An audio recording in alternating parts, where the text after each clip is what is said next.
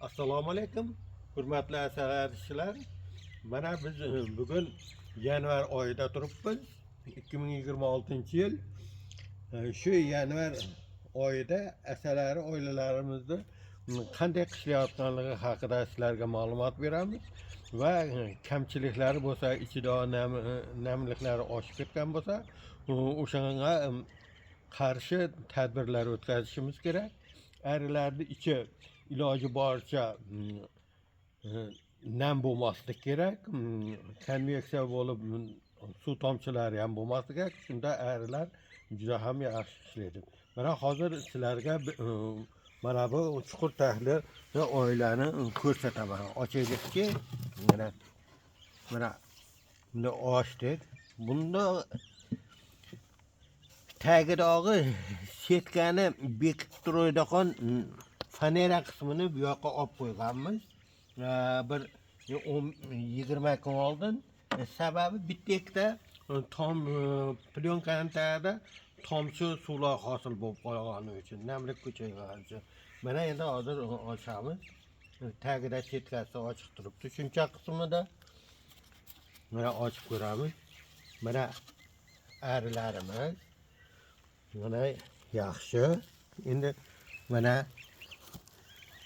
ko'ryapsizlar, hech yerda namlik yo'q mana. Hech. Bu bir 20 kun oldin benetlarda tomchilari hosil bo'ladi. Arilarimiz klubda o'tiribdi, yaxshi, ovqatlari yaxshi. Buni bezovta qilish shart emas. Shuni yana bekitib qo'yamiz. Demak, arilarimiz yaxshi qishlayapti ekan. Biza bundan xursandmiz. Mana bu fanerasini ham chetga qo'yib qo'yaveramiz. Bu fanerasi fevral oyini 15-dan keyin fanerasini qo'yib, arilarni issiq o'rashga kerak bo'ladi. Fanerani chetga qo'yiladi. Bu oilamiz demak juda yaxshi ekan. Arini oldida o'liklari yo'q. Mana eshigini oldida bitta, ikkita o'lgani bor ekan. Ya'ni qari boshqa o'liklar yo'q. Endi oxirgi modelimiz bo'yicha qilyap turgan yangi tahlilimizni ko'rsataman. Mana bu oilamiz oxirgi nimamiz. Setkani tagida g'aladog'i bor. Buni ham ko'ramiz. Qani bu qanday ishlayapti ekan. Buni setkasini orqa tomonini ekinli ochib qo'yganmiz. Mana buni siljitib, mana endi ko'ramiz. Arilarimiz, mana oilani ko'ramiz. Mana ko'ringlar, hech yerda. Mana bu yerda jicha nam bor xolos. Ozgina. Bu qo'rqinchli emas.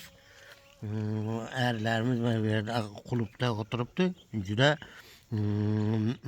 yaxshi qishlayapti. Buni bekitib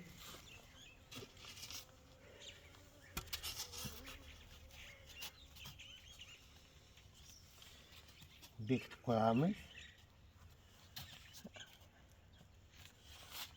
Arilar yaxshi qishlovni yaxshi o'tkazyapti. Oldida o'liklari yo'q. Juda yaxshi. Endi lejak yotoq uylarda ari boqib turgan asalarchilarimiz ba'zilari o'sha tellab qopdi dedi, ichida namligi ko'p dedi. O'shani yon taxtani tagidan latani polgacha tushirib, polda ham keyin to'shagini ham tushirib dimlab qo'ygan. Buni xuddi shunaqa do'stlarimiz bor ekan.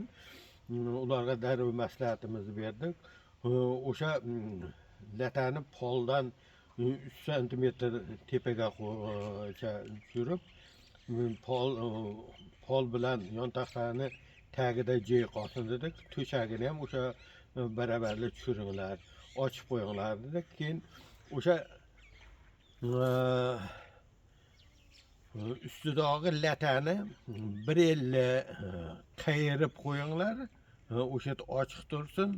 O'sha yerdan nam chiqib, qopqoqdagi ventilyatsiya teshiklaridan chiqib ketsin. Ular yaxshi bo'ladi degan maslahatni berdik. Agarda shunaqa qilmasak, ichida namlik ko'payib qolib, arilar juda qiyin ahvolga keladi. Romkalar buzlanadi va arilar kasal bo'lib ketadi. Bugungi sizlarga ko'rsatmoqchi bo'lgan videolarimiz shulardan iborat edi. Sizlar ham darrov shu kunlarda arizorlaringda obed paytlarida o'sha 8-9 gradus temperaturada yengil ochib tekshirib ko'ringlar. Yoshlarni tepasini juda katta ochib olmanglar.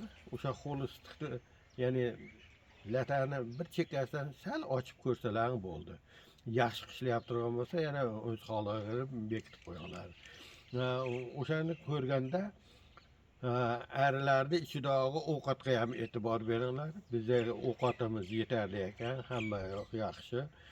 Agarda ovqati kam qolgan bo'lsa, o'rtadagi ramkalarda kam bo'lsa, o'shalarni ustiga